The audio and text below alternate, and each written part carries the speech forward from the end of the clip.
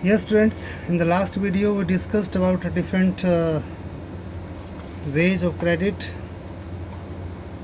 how the credit is provided to the people, and how much loan is provided by the formal as well as informal sector credit in our country, how people make arrangement of credit, and why is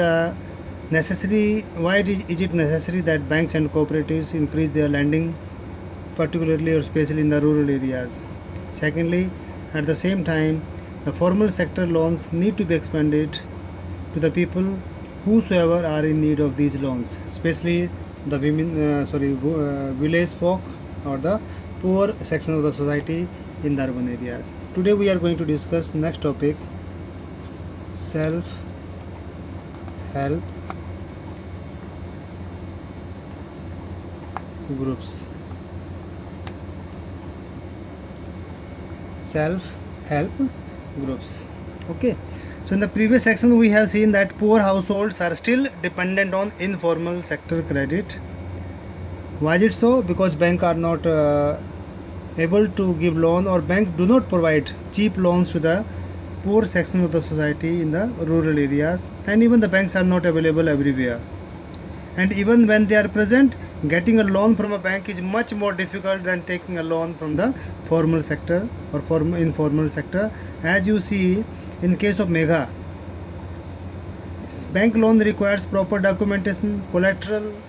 Bank was also in need of the employment certificate, the salary slips. So all these formalities cannot be met out by the poor sections of the society, especially in the village areas. And informal lenders, such as money lenders, on the other hand, know the borrowers personally and hence are often willing to give a loan even without collateral. And one more thing, even without paying the previous one, they get ready to give them another loan.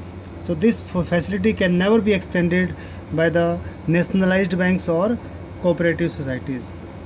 However, the moneylenders charge very high rates of interest. There is no doubt in it. They keep no record of the transactions, and many times they harass the poor borrowers. They are beaten out, they are ill behaved, the land is seized by the moneylenders, as it happened in case of Swapna. She had to sell a piece of land to repay the loan.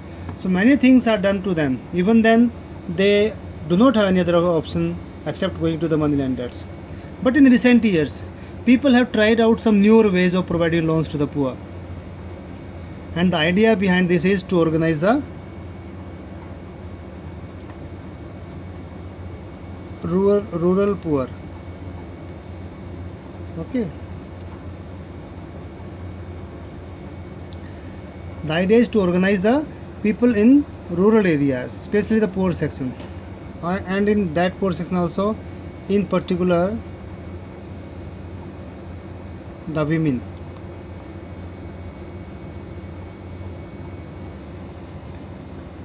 Into self-help groups.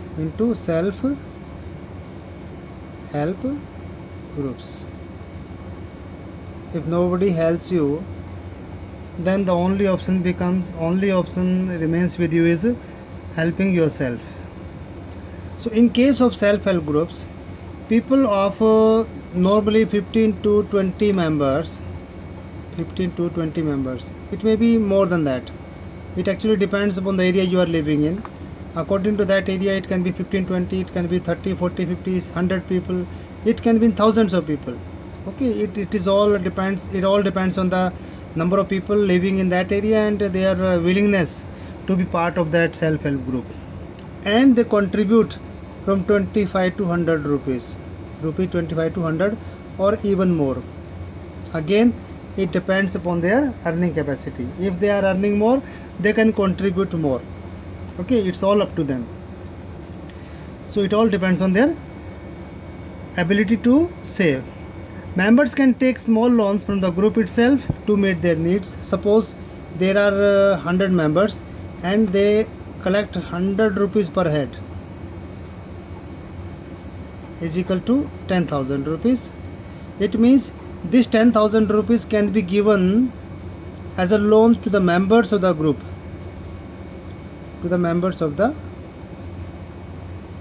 group. Okay, whosoever wants to take loan from 1 to 100, if anybody wants to take loan, after deciding by the members of the group, they can give loan to individual or more than one person.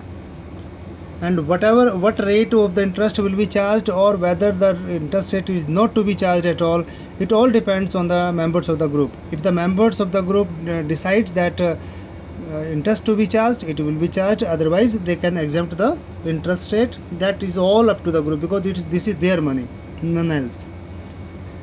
And if the group is making regular savings, if they are regular in their saving, they can open an account with the bank. They can open an account with the bank in the name of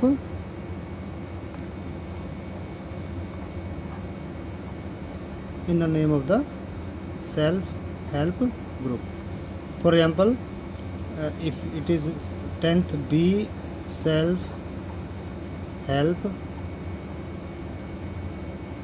group, okay, it can be given any name.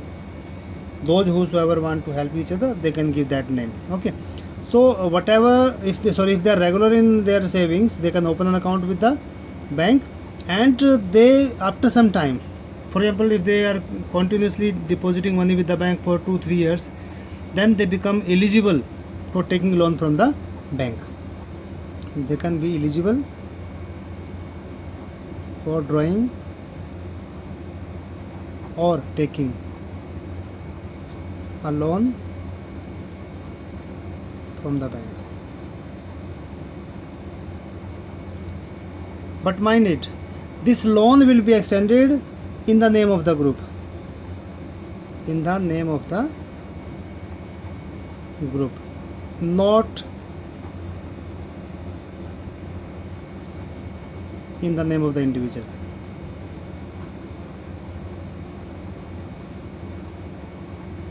Okay, so frankly speaking, this group itself work as a collateral in the bank against the loan they take from the bank, and this small amount can be utilized by the members who for any purpose. They can use this for buying seeds, fertilizers, or raw material like bamboo and cloth for their housing material, or they can require some assets like sewing machines, hand looms, basket weaving, any small job they can start with. And most important decisions regarding the savings and loan activities are taken by the group members. So whatever decisions are to be taken by the group members, not by anybody else. And the group decides to whom the loan to be granted, what is the purpose, how much amount to be granted, to be given, what is the interest rate to be charged, and what could be the repayment schedule. In case of any non-repayment of the loan by any of the member, that is followed up seriously by the other members of the group, because they themselves, or the total number of the group, will have to pay or repay the loan to the bank. This is the reason why they become so serious. Okay, thus the self-help group borrowers overcome the problem of lack of collateral, and they can get timely loans for a variety of purposes and at a reasonable interest rate. Moreover, self-help groups are building blocks of organization of the rural people. Okay, and not only the poor, but even some other people, especially the women, become financially self-reliant. They become known to each other, and the regular meeting of the group provide a platform to discuss and act on a variety of issues, or especially social issues, as well as social issues like health, nutrition, and even the domestic violence.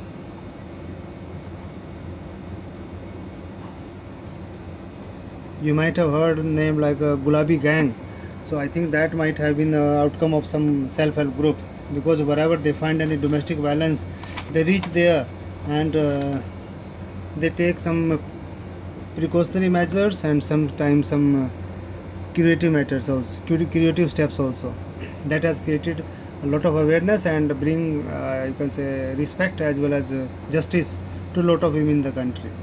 Okay, so this is all about self-help group. One story is discussed here in the book with you. The Grameen Bank of Bangladesh. You can see in the book.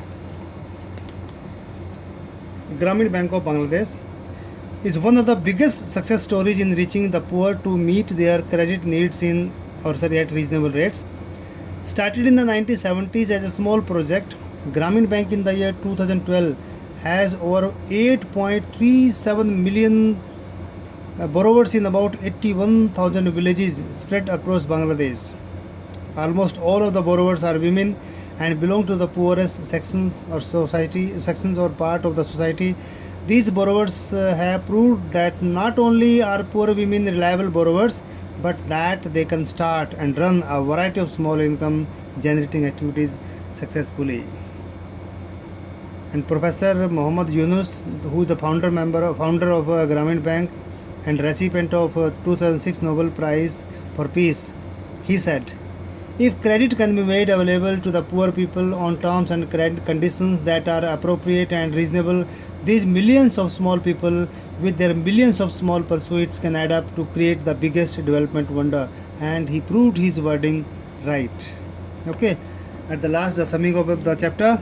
In this chapter, we have looked at the modern forms of money and how they are linked with banking system.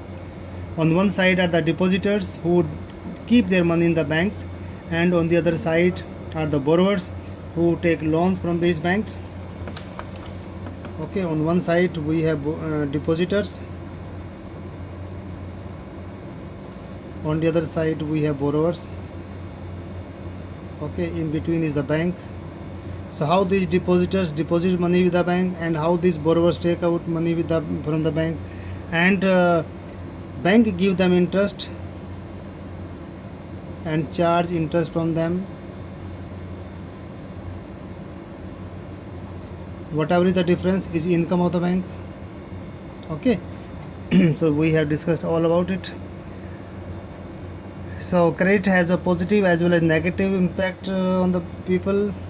As far as Salim is concerned, Salim is an example of a positive impact of credit, and Swapna on the other hand faces a negative impact of credit. Okay, so credit is available from a variety of sources. These can either be formal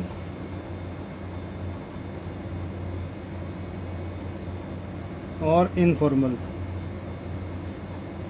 formal as well as formal. Informal, we have banks and cooperative societies, and here informal,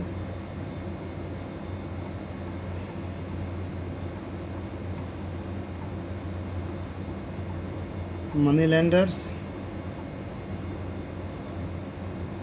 zamindars or landowners,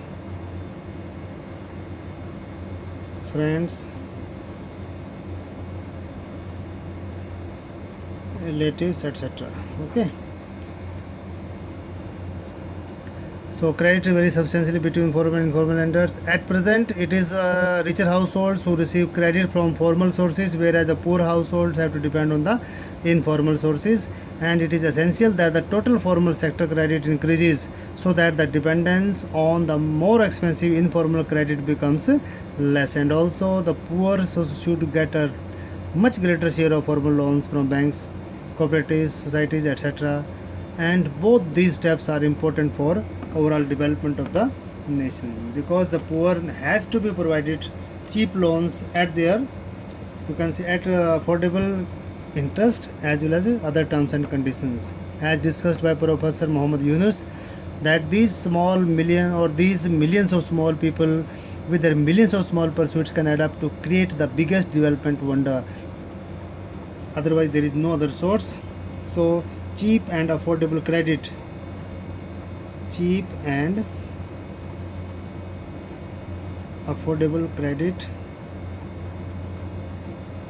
is a must. There is no doubt in it. Okay, so with this we end up the chapter. Thank you.